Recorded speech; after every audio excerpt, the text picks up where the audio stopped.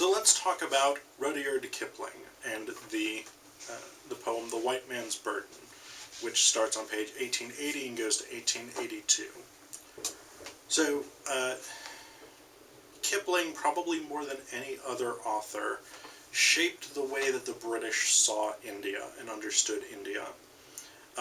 Kipling himself was Anglo-Indian, which means that he was born in India, but his parents were British. He was raised sort of going back and forth between Britain and India. A lot of his schooling was done in Britain, but whenever he could, he came back to India because he preferred India to Britain. And he wrote, he became famous at quite a young age for his stories about India. So other than The White Man's Burden, probably his most famous text is probably The Jungle Book, although it may be the most famous because Disney made a film about it.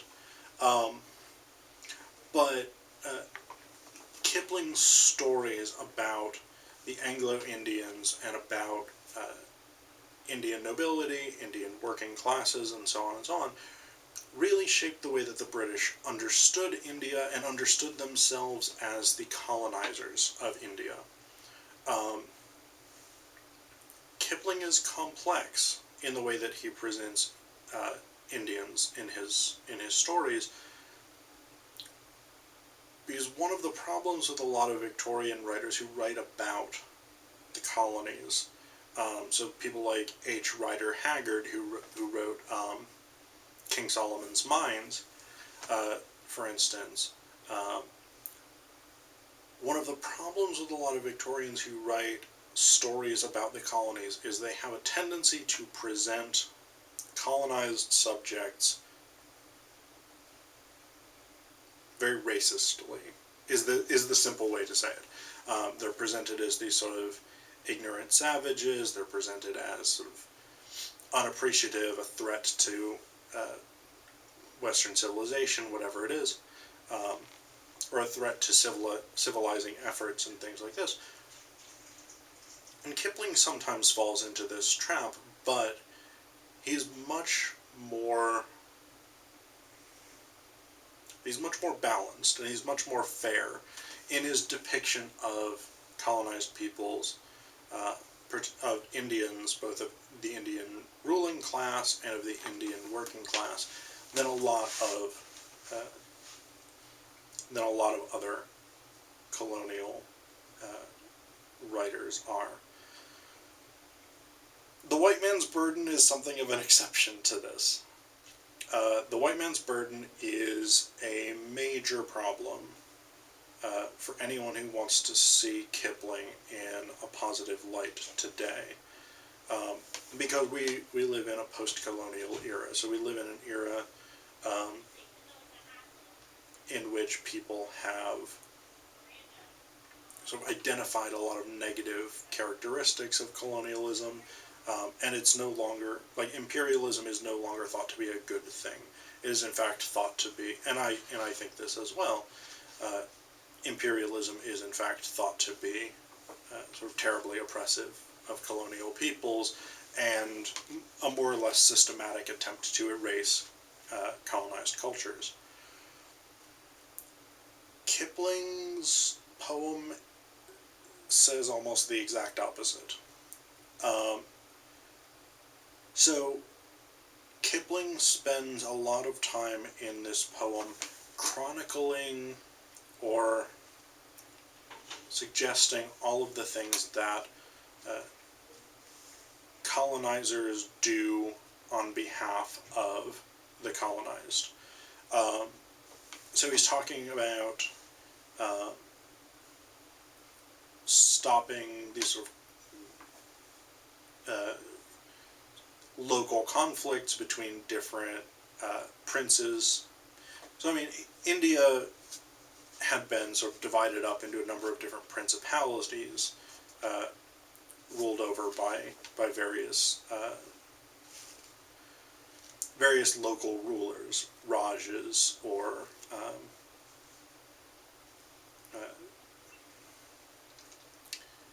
there's another main term that my mind is gone blank on, and I'll think of it like 3 minutes from now. So, but these sort of local rulers were frequently at war with one another. In Africa, different tribes, different clans, and things like this waged war against one another for control of territory and resources and things like this. And so Kipling says colonization puts a stop to that. This would be starting at lines 18. Yeah, starting at line 18 or 17. I'll give you the beginning of that stanza. Take up the white man's burden, the savage wars of peace. Fill full the mouth of famine and bid the sickness cease. And when your goal is nearest, the end for others sought, watch sloth and heathen folly bring all your hope to naught. So this is actually a really good sort of encapsulation of the entire message of the poem, which is that colonization brings all these benefits. So you end these sort of local wars, you give them better methods of agriculture and things like this, and this ends famine. You bring them medicine and stuff like this, and when you're trying to do all of these things, all of these beneficial things for the people that you've colonized, they come along with their terrible mistakes and stupidity and ruin it all for you. And one of the most sort of infamous components of this poem is actually the way that Kipling characterizes colonized peoples, because he's continuously talking about them being distrustful, them being sullen, them being angry, them resisting colonialism and things like this. And he says, and this is one of these sort of infamous phrases, this is line 8, he characterizes colonized peoples as half devil and half child. So, I mean, again, this is a major problem for anyone who wants to be a fan of Rudyard Kipling today. So in the Victorian era, it was okay to be really very racist about the way that you presented colonized people in India and Africa and the Caribbean and places like this. Today, we're not okay with that. I mean, we're not okay with sort of characterizing people like Gandhi and people like Nelson Mandela and so on as half devil and half child, because it's based in racism and it's based in this sort of colonial sense of British superiority. So this is a problem for modern readers in a way that it wasn't necessarily a problem for Victorian readers.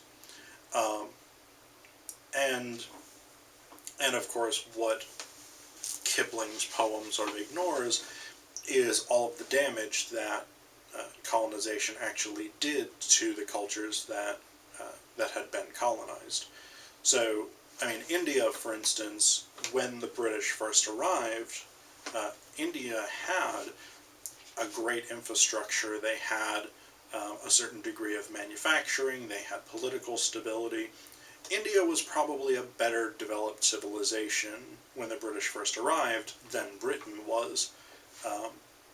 But the British destroyed all of that infrastructure as part of the colonization attempts, because what they really wanted out of India was cotton, spices, opium, and tea. And so the British destroyed what was basically a thriving industrial subcontinent and turned it into a sort of agricultural plantation, essentially. And then they tried to rebuild a new infrastructure that would let them dominate India. And so, I mean, Kipling has little to say about the negative effects of colonization. He in fact contends that colonization is manly and wise in the last stanza here. So this is Yeah, I've said it several times. This is a problematic poem for modern readers, but again, this is also characteristic of Victorian attitudes toward the empire and toward their role as imperialists. They wanted to believe, and in many cases, I'm sure they probably did believe genuinely, that by colonizing these other nations, these other regions, they were benefiting people, and they were doing the right thing to help them out and to civilize them, which is, according to Kipling, the white man's burden.